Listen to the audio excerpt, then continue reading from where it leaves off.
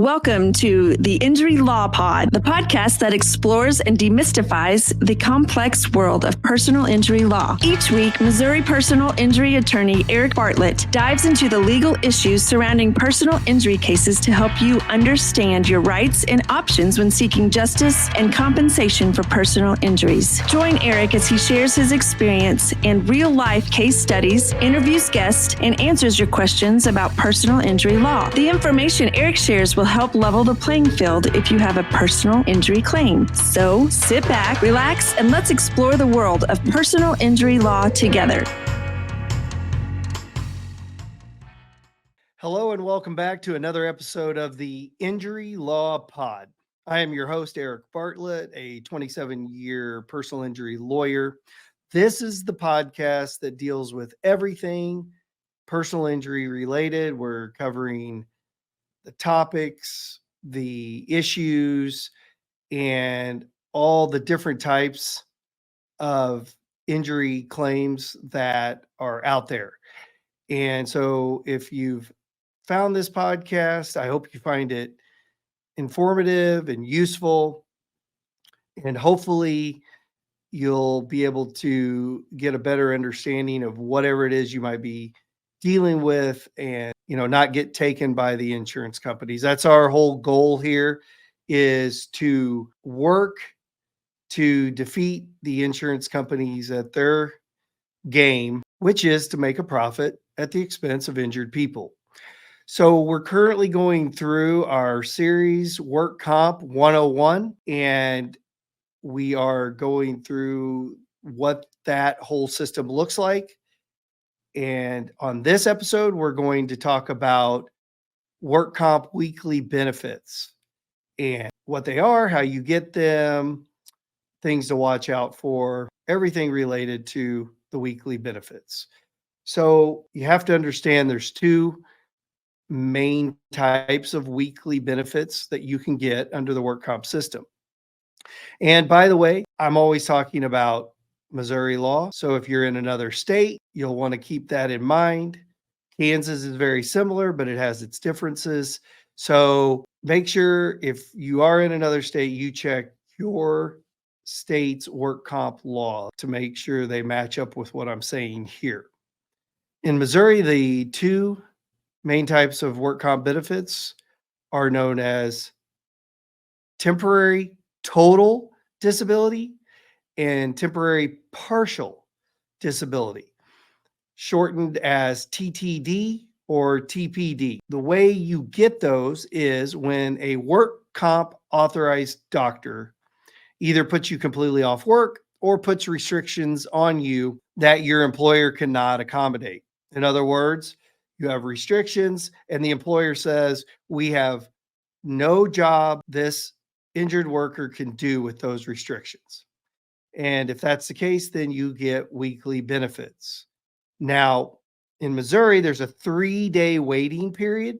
So an employer does not have to pay you if your injury only requires you to miss 3 days or less of work. However, if you miss 14 days or more of work because of your injury, then you get those 3 days paid. So keep that in mind. A lot of times people are just off for a very short amount of time and they miss out on those 3 days. And I do get people asking about that from time to time. But in any event, it all starts with that work comp doctor and whether they're going to put you off work or give you restrictions that your employer cannot accommodate. So then what's the difference between TTD and TPD? TTD means you are completely off work. You are temporarily, totally disabled. You cannot work. And at that point, weekly benefits from work comp are supposed to begin. Now, does it always happen quickly and easily? No. Sometimes there's a lag and you just hope that's not the case. And they get them started within a reasonable amount of time. I always recommend, if direct deposit is an option, you absolutely sign up for that because you cannot rely on the postal service to get you anything in a reasonable amount of time. And so direct deposit is the way to go. And even then, there can be problems. Talk about that a little more later. TPD, temporary partial disability payments, means that your employer has you coming in for some reduced amount of time. So, say, for example, you normally work 8 hours a day, they have you coming in for 4 hours a day. You are entitled to get the difference paid in weekly work comp benefits. But again, it's only up to 2/3 of that difference. Those are the two main types and the differences between them. How is it that these benefits are calculated? So, under Missouri law, we look at the 13 weeks before you were injured to calculate an average weekly wage. And that average weekly wage then is what is used for these benefit payments. And you get 2/3 of your average weekly wage. Now, unfortunately, there are caps in place, maximums that you can get. So at the time that I record this, the current maximum for these weekly benefits is just right around $1,200 a week. So, for example, let's say you bring home $3,000 a week. You have a good paying job, that's your weekly wage. Well, you're not going to get $2,000 a week, right? You're not going to, that would be 2/3 of your average weekly wage. You're actually going to max out at the state imposed cap of around $1,200 a week. So you're going to take a huge hit on what you normally are bringing home on a weekly basis. And this can cause extreme financial hardship. A lot of people have every dollar spent that is coming in, whether that's in a rent payment, house payment, car payment, then the necessities of food, taking care of children, whatever that looks like. Now, all of a sudden, you're getting a significant reduction. That can also occur if you're under the cap. So, say, for example, you bring home $750 a week, you're going to be getting around $500 a week in your work comp weekly benefits.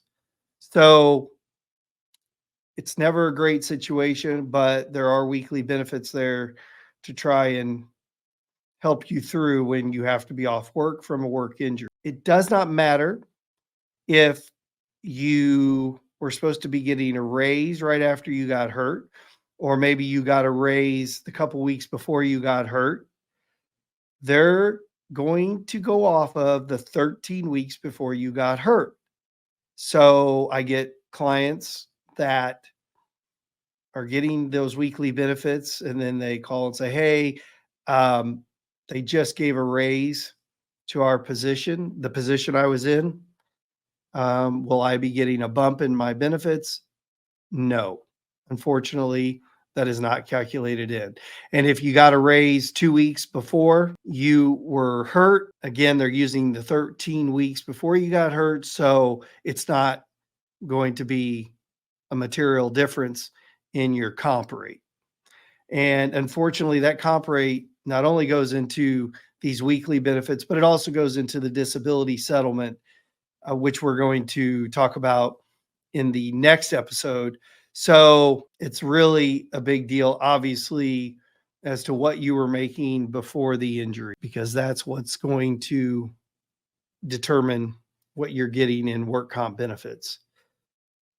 So the other thing that can create a real hardship is that if you were having deductions out of your regular paycheck for health insurance, maybe retirement, maybe you had a car payment that was automatically deducted. A lot of our auto workers that work for the major automakers here, they will have car payments automatically taken out of their paycheck. Now all of those are on you because they don't come out of work comp benefits. So now not only are you at 2/3 of what you were bringing home, but you're also responsible for making sure your health insurance is paid, retirement is being paid if you want to continue that while you're hurt, things like that. And normally speaking, you will get a bill from your health insurance while you're on work comp benefits.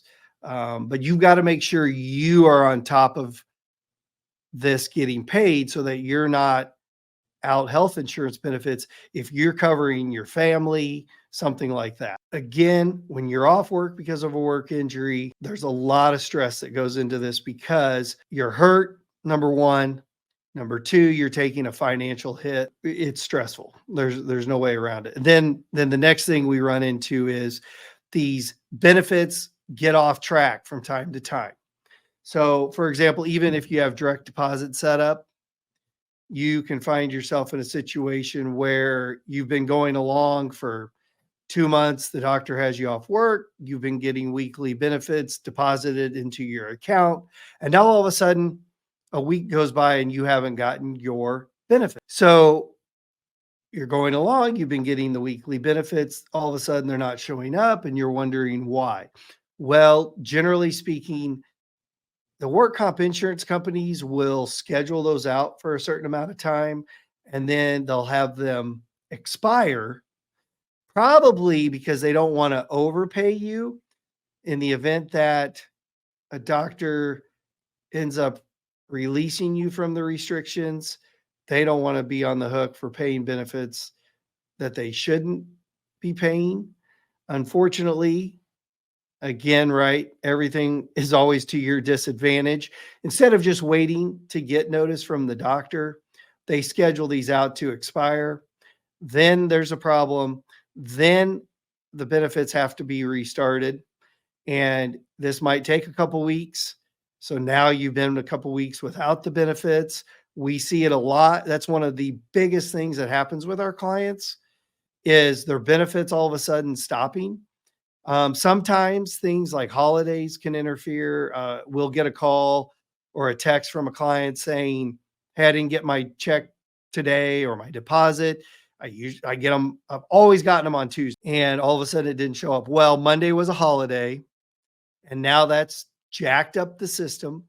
And usually by the end of the week, they've gotten their payment, and we usually tell them, give it a couple days, let us know if they're not showing up.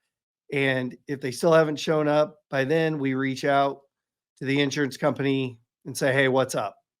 What's the problem?" And again, sadly, just as with everything with insurance companies, there's no snap of the finger and things get back on track. It takes a little processing to get it back. And, they've got to confirm, especially if it's a scheduled issue. So they had that to expire. They want to make sure they go back in their system. Is this injured worker still off work by the doctor? And then it gets back on track.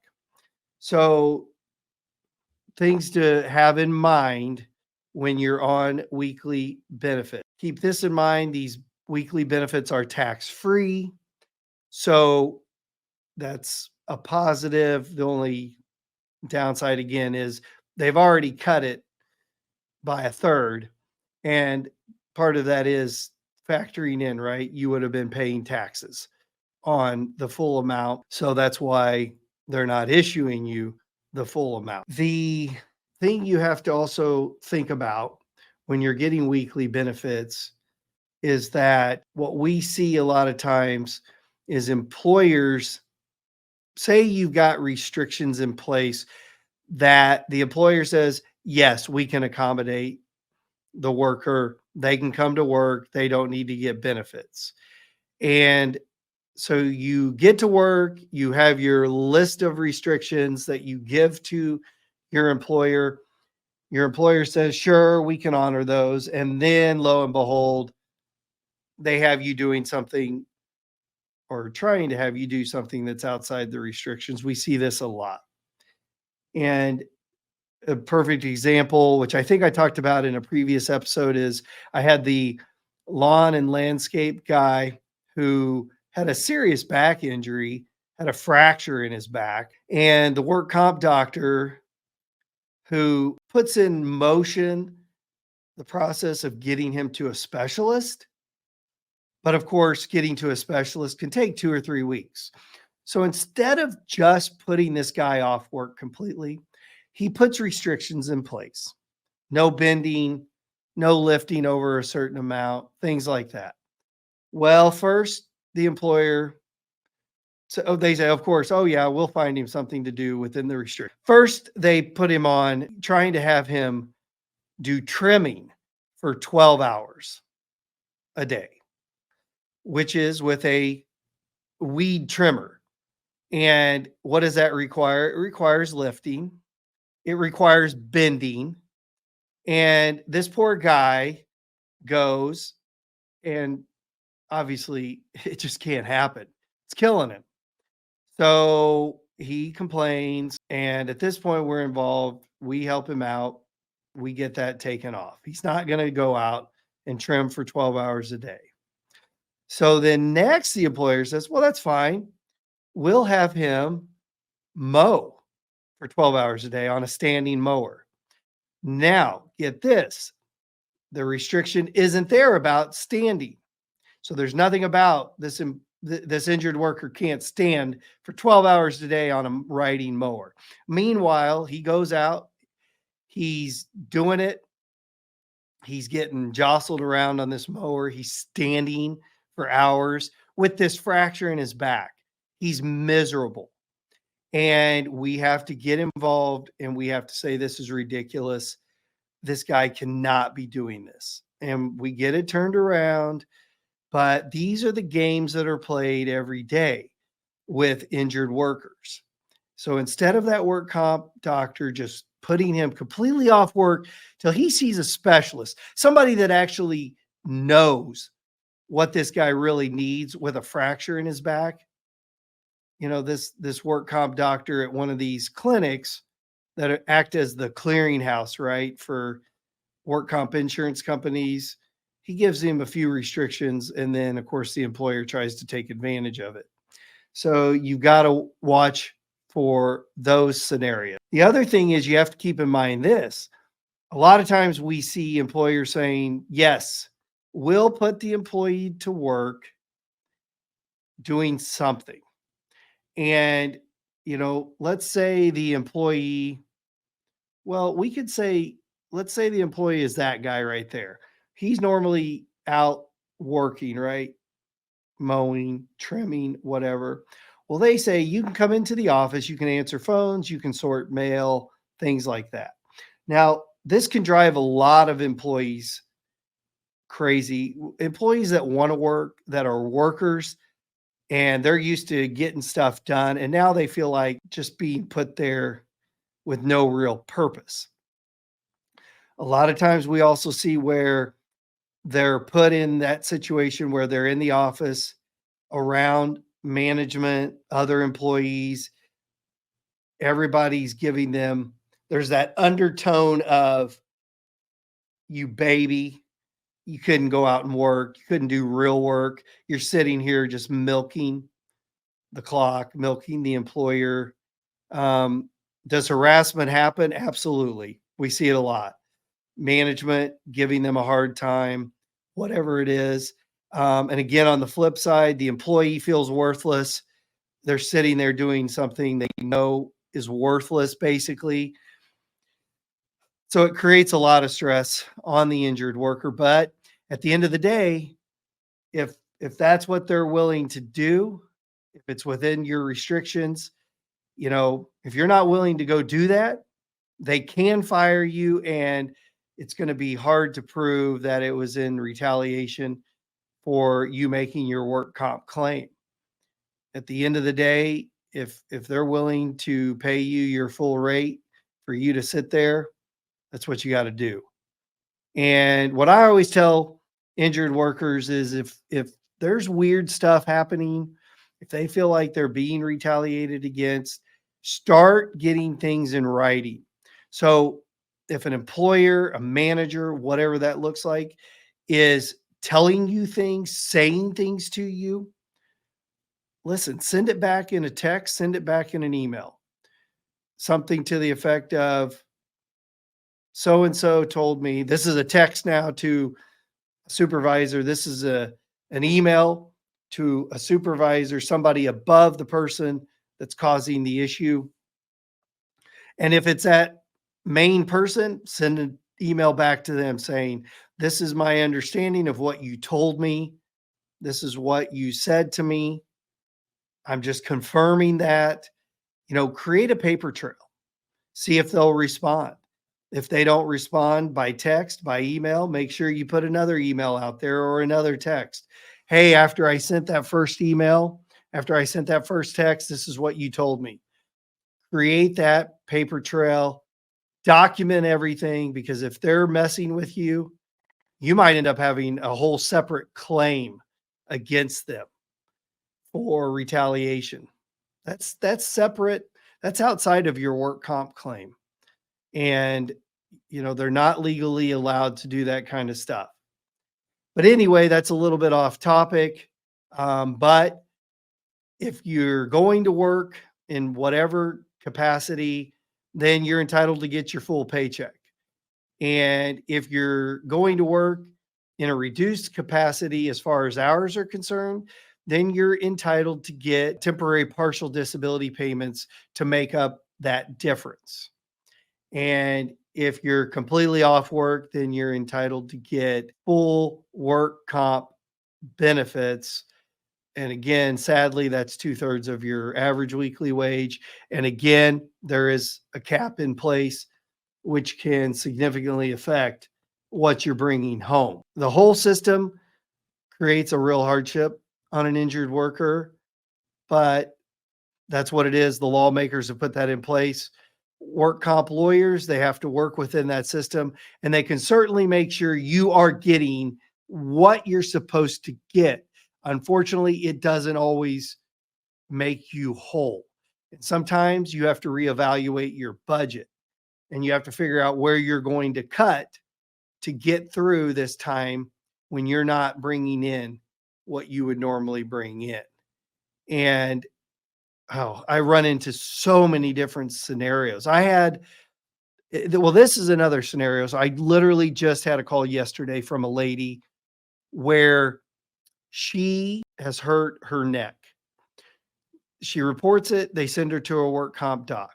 Work comp doc says it's a muscle sprain. We're going to get an x-ray. Just make sure we don't see anything on an x-ray.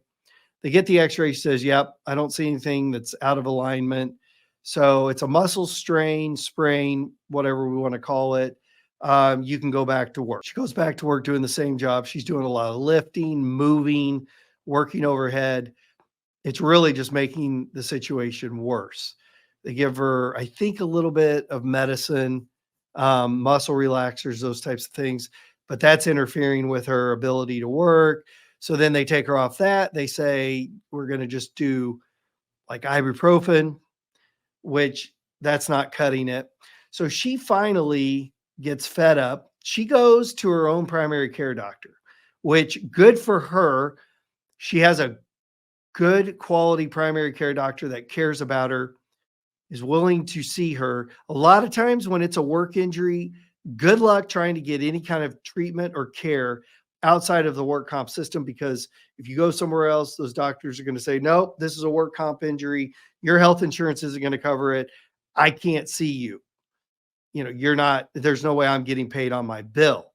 But this doc, he saw her and he got her an MRI. And guess what? The MRI shows she's got a pretty serious situation going on in her neck. And he said, you can't work. Working could cause you serious injury with what you've got going on in your neck. So she takes her MRI report back to the work comp doctor. She tells the work comp doctor what her primary care doctor is telling her, shows her that MRI report, and that work comp doctor still will not do anything further for her, will not put her off work. So now this lady is in a situation where she has a doctor that really cares about her saying, you can't work or you might end up with a really serious injury. Meanwhile, she has a work comp authorized doctor that says go to work. So if she doesn't show up at work, she's going to get fired. She has no personal time off. She has no vacation pay that she can take.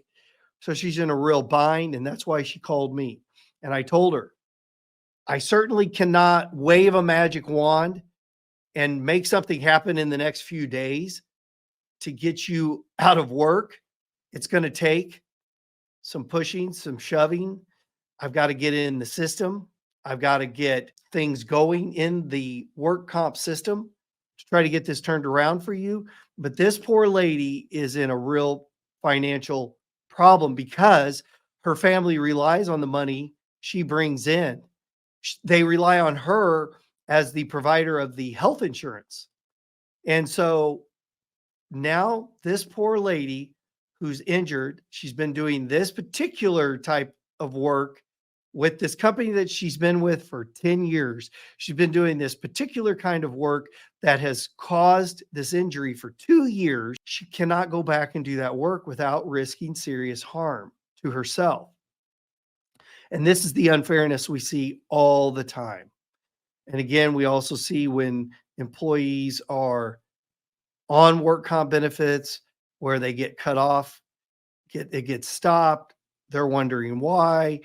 They're in a financial crisis.